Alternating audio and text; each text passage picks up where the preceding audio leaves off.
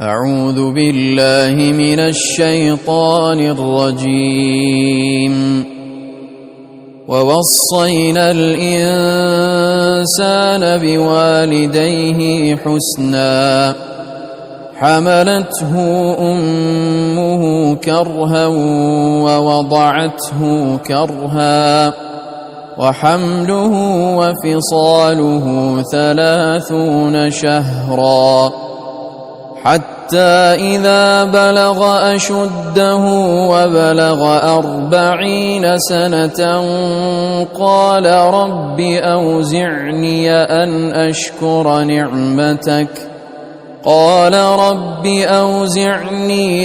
أشكر نعمتك التي أنعمت علي وعلى والدي وأن أعمل صالحا ترضاه وأصلح لي في ذريتي إني تبت إليك وإني من المسلمين. أولئك الذين يتقبل عنهم أحسن ما عملوا ويتجاوز عن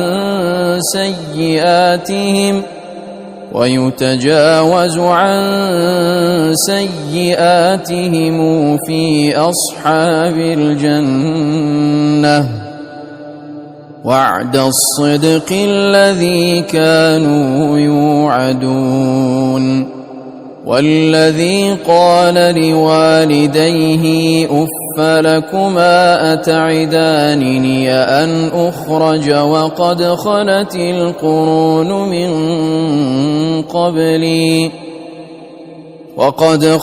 القرون من قبلي وهما يستغيثان الله ويلك آمن إن وعد الله حق فيقول ما هذا إلا أساطير الأولين.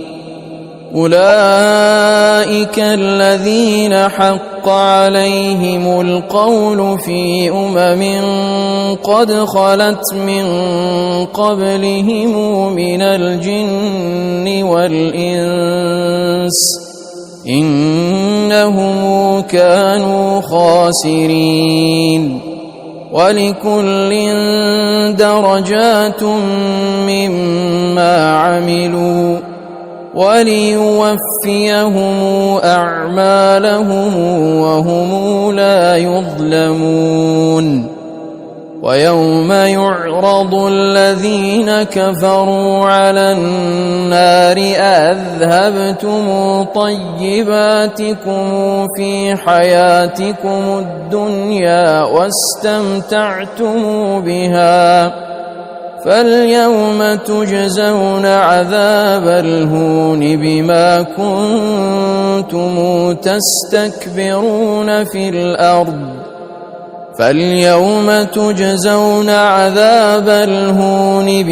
كنتم تستكبرون في الأرض بغير الحق وبما كنتم تفسقون.